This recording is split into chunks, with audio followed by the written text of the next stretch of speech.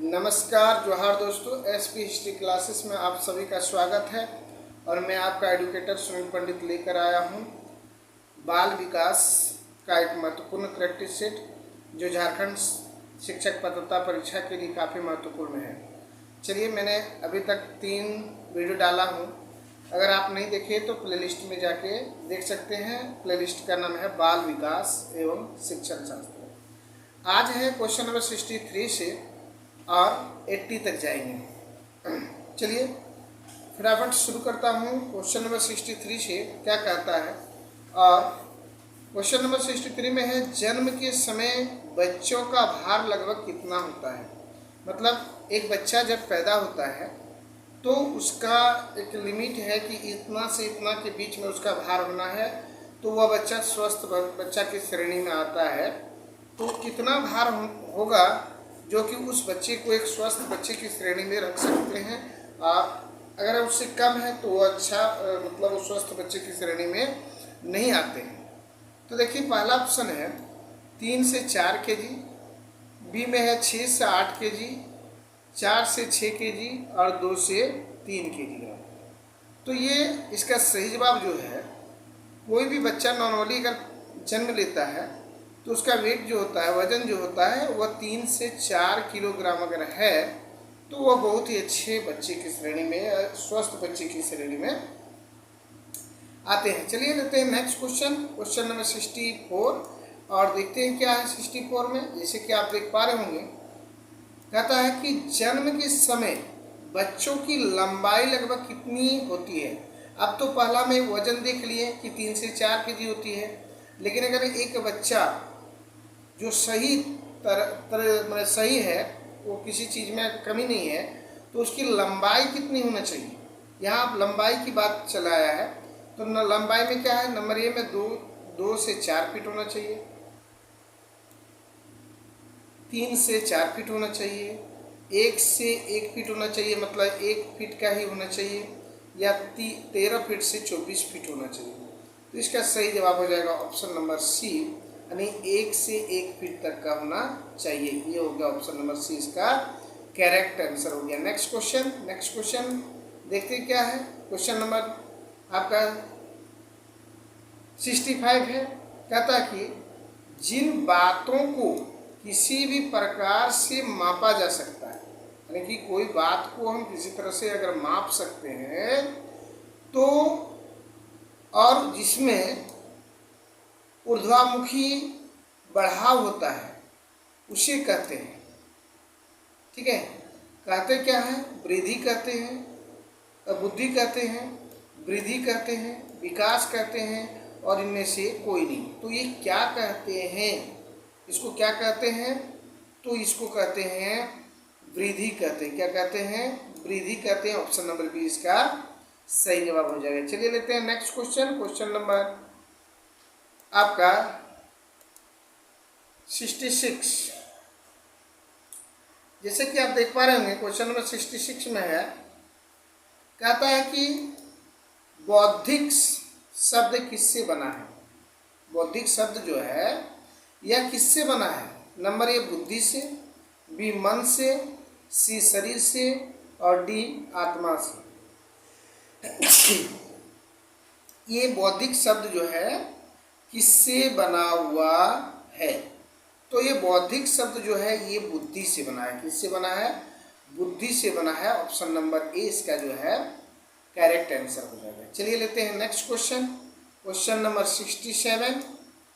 जैसे कि आप देख पा रहे होंगे, ये रहा क्वेश्चन नंबर आपका 67। क्या कहता है, कहता है कि बालक अपने शिशुअवस्था, मतलब शिशु जिसको बोलते हैं, में किस अवधि के द्वारा सीखता है। नंबर 1 संज्ञात्मक, बी प्रत्यास्थात्मक, सी प्रक्रियात्मक, या डी समस्त, मतलब ये इसमें से सभी। तो किस आधार पर बालक जो है सीखता है, तो इसका सही जवाब हो जाएगा ऑप्शन नंबर बी प्रत्यक्षात्मक, मतलब प्रत्यक्ष रूप से वह सीखते हैं। चलिए नेक्स्ट क्वेश्चन लेते हैं, क्वेश्चन नंबर 68, और ये रहा आपकी स्क्रीन पर क्वेश्चन नंबर 68 कहता है कि शारीरिक विकास का क्षेत्र है स्थानीय मंडल, मांसपेशियों की वृद्धि, एंड्रोगेनल ग्रंथियां और उपरोक्त में सभी। तो इसका सही जवाब क्या आ जाएगा? इसका सही जवाब हो जाएगा ऑप्शन नंबर डी, उपरोक्त में सभी। नेक्स्ट क्वेश्चन की बात करें, क्वेश्चन नंबर आपका 69। तो यहाँ आप देख पा रहे होंगे क्वेश्चन नंबर 69, 68 के बाद 69। ये देखिए क्वेश्चन नंबर 69 में कहता है कि शिक्षा मनोविज्ञान का संबंध है। शिक्षा मनोविज्ञान का संबंध किससे है? कहता है केवल मनोविज्ञान से है, केवल दर्शन से है, केवल मानविकी से है और उपरोक्त में सभी से है। तो यहाँ शिक्षा मनोविज्ञान का जो संबंध हम लोग देखते हैं वह आपका उपरोक्त में सभी यानी कि सभी विषयों से है, मतलब मनोविज्ञान से भी है, दर्शन से भी है और मानविकी से भी है। इसका मतलब ऑप्शन नंबर डी इसका करेक्ट आंसर हो गया। चलिए लेते हैं नेक्स्ट क्वेश्चन। नेक्स्ट क्वेश्चन क्या है? Question number 17। जैसे देखिए आप देख पा रहे होंगे, कहता है क्या कि शिक्षा मनोविज्ञान का केंद्र है। क्या शिक्षा मनोविज्ञान का जो केंद्र है कौन है? बालक है, पशु है, शिक्षक है या पाठ्यक्रम है? तो शिक्षा मनोविज्ञान का जो केंद्र है वह आपका आ गया ऑप्शन नंबर ए, बालक है। कौन है? बालक है। चलिए नेक्स्ट क्वेश्चन लेते हैं, क्वेश्चन नंबर 71। क्या है? क्वेश्चन नंबर 71 और पेज नंबर 4 हम लेते हैं और देखते हैं क्या है। ये रहा क्वेश्चन नंबर 71, जैसे आप देख पा रहे होंगे। कहता है शिक्षा की दृष्टि से बालक की महत्वपूर्ण आवश्यकता क्या है? नंबर ए, शिक्षा की आवश्यकता है। बी, अच्छे भोजन की आवश्यकता है, की व्यवस्था है। अच्छे कपड़े की आवश्यकता है। बालक के साथ मनोविज्ञान व्यवहार की आवश्यकता है। तो यहाँ शिक्षा की दृष्टि से जो है बालक की महत्वपूर्ण आवश्यकता क्या है? तो इसका सही जवाब हो जाएगा ऑप्शन नंबर डी कि बालकों के साथ मनोवैज्ञानिक व्यवहार की आवश्यकता है। अगर उसके साथ मनोवैज्ञानिक व्यवहार करते हैं, अच्छे ट्वीट करते हैं, उसके साथ अच्छे बिहेव करते हैं तो बच्चा अच्छा ही होगा शिक्षा की दृष्टि से। चलिए लेते हैं क्वेश्चन नंबर 72। जैसे कि आप देख पा रहे होंगे, कहता कि मानव शरीर का आकार किस ग्रंथि की सक्रियताओं से बढ़ता है? मतलब कौन सा ऐसा ग्रंथि है जो मानव की शरीर को वृद्धि करने में महत्वपूर्ण भूमिका निभाता है या महत्वपूर्ण भूमिका अदा करता है? नंबर ए है पिट्यूटरी ग्रंथि, बी में है पिनियल ग्रंथि, सी में है एड्रिनल ग्रंथि और डी में है थाइमस ग्रंथि। कौन सा ऐसा ग्रंथि है जो शरीर में वृद्धि के लिए महत्वपूर्ण है? तो इसका सही जवाब हो जाएगा ऑप्शन नंबर बी, पिनियल ग्रंथि जो है ये वृद्धि मनुष्य के शरीर में वृद्धि में महत्वपूर्ण भूमिका निभाती है। तो ये हो गया 72 का बी आंसर। नेक्स्ट क्वेश्चन की बात करें, क्वेश्चन नंबर 73। जैसे कि आप देख पा रहे होंगे कि बालक की वृद्धि रुक जाती है, मतलब कोई भी बालक कितने समय तक बढ़ते हैं उसके बाद जो है उसका वृद्धि रुक जाती है। तो यहाँ 4 ऑप्शन दिया है कि शारीरिक परिपक्वता प्राप्त करने के बाद रुक जाती है, बी दिया है विवाह होने के पश्चात उसका वृद्धि रुक जाती है, लगभग 16 वर्ष के पश्चात रुकती है या जीवन उपरांत चलती है। वृद्धि, देखिए वृद्धि बोल रहा है, विकास नहीं बोल रहा है, यहाँ वृद्धि का बात हो रहा है कि कब जो है वृद्धि रुक जाती है। तो इसका सही जवाब हो जाएगा ऑप्शन नंबर ए, जब शारीरिक परिपक्वता प्राप्त कर लेते हैं तो उसका वृद्धि रुक जाते हैं। लेकिन विकास का अगर बात करें तो विकास जीवन उपरांत चलते रहता है, यानी कि उसको कहा गया बूम टू टूम, जन्म से लेकर, जन्म मतलब गर्भ से लेकर जब तक कब्र तक नहीं जाता है तब तक उसका विकास होते रहता है, वृद्धि नहीं। वृद्धि शारीरिक रूप से अगर परिपक्व हो गए हैं तो वृद्धि आपका रुक जाएगा। चलिए नेक्स्ट लेते हैं क्वेश्चन, क्वेश्चन नंबर 74 और यहाँ पेज नंबर हमको चेंज करना है। देखिए 74 ये रहा क्वेश्चन नंबर 74। कहता है क्या है, कहता है कि रूसो ने शिक्षा के कितने मूलभूत स्रोत बताए हैं, जो है मतलब कौन कौन, रूसो जो है कौन कौन से शिक्षा के मूलभूत स्रोत बताए हैं। यहाँ आपको दिख रहा होगा, कहता है प्रकृति माता पिता, प्रकृति खेल वस्तु, प्राकृतिक मनुष्य एवं वस्तुएं, प्रकृति घर और विद्यालय। तो रूसो के अनुसार 3 मूलभूत स्रोत कौन कौन से हैं ये बताना है आपको। तो इनके अनुसार से इसका सही जवाब जो हो जाएगा ऑप्शन नंबर सी हो जाएगा।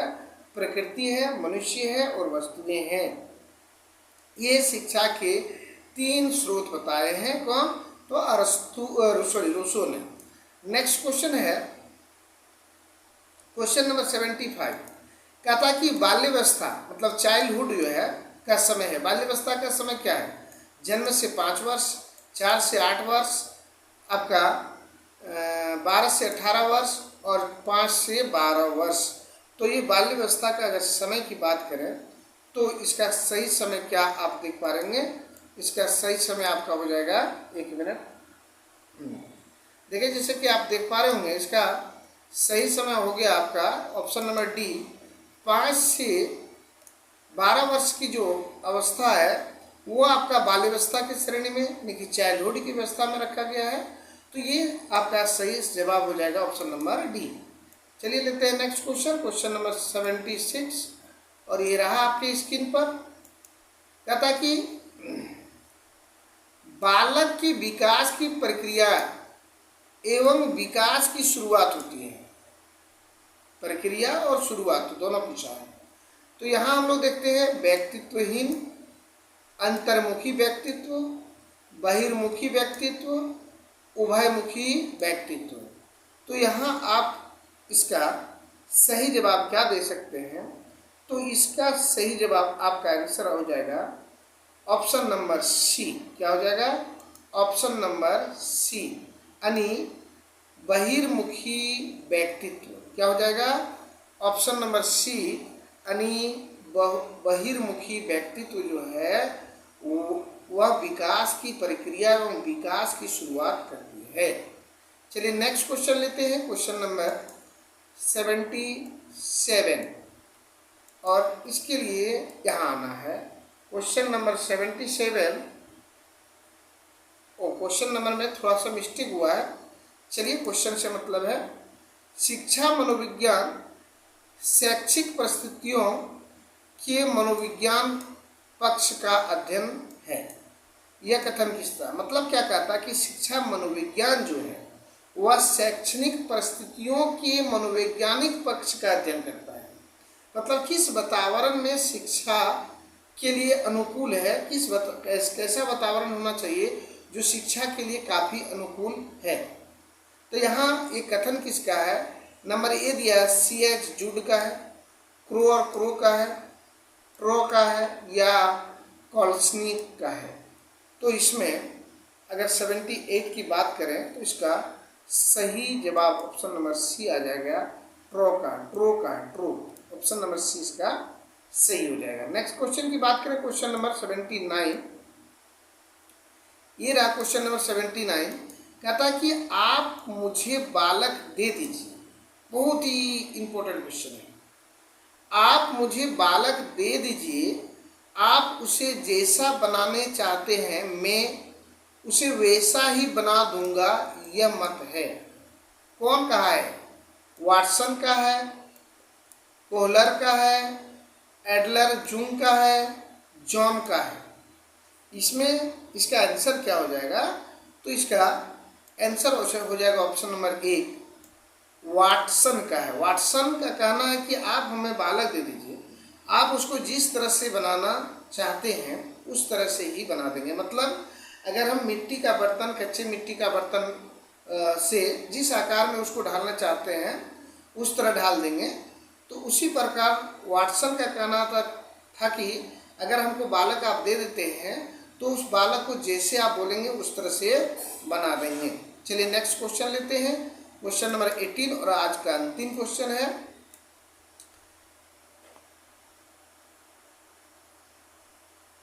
ये रहा क्वेश्चन नंबर 18। क्या कह रहा कि अध्यापक की सहायता शिक्षा मनोविज्ञान करता है। एक टीचर की जो है हेल्प कौन करता है, तो शिक्षा मनोविज्ञान करता है। तो ये जो है किस में कहा गया, नंबर 1 मूल्यांकन विधि के ज्ञान से, या पाठ्य पुस्तक के चयन से, या बालकों को समझाने के लिए, या उपयुक्त में सभी। तो देखिए ये जो कहना का अर्थ है, तो इसमें मूल्यांकन विधि के ज्ञान से भी कहता है, पाठ्य पुस्तक के चयन से भी होता है, बालक को समझने के लिए भी होता है, और इसलिए इसका सही जवाब हो जाएगा ऑप्शन नंबर डी। क्या हो जाएगा, ऑप्शन नंबर डी इसका करेक्ट हो जाएगा। तो आज लगभग 20 क्वेश्चन था जो काफ़ी महत्वपूर्ण था। अगर वीडियो अच्छे लगे तो वीडियो को एक बार लाइक, शेयर एवं कमेंट जरूर कीजिएगा। चाहे आप नेगेटिव कमेंट कीजिए या पॉजिटिव कमेंट कीजिए, लेकिन कमेंट जरूर कीजिएगा, ताकि हम और प्रयास करेंगे अच्छा से अच्छा बनाने का। और अगर चैनल पर पहली बार है तो चैनल को सब्सक्राइब करना ना भूलें, और उसके साथ बेल आइकन को जरूर दबाएं, ताकि सबसे पहले वीडियो आप तक पहुँचे।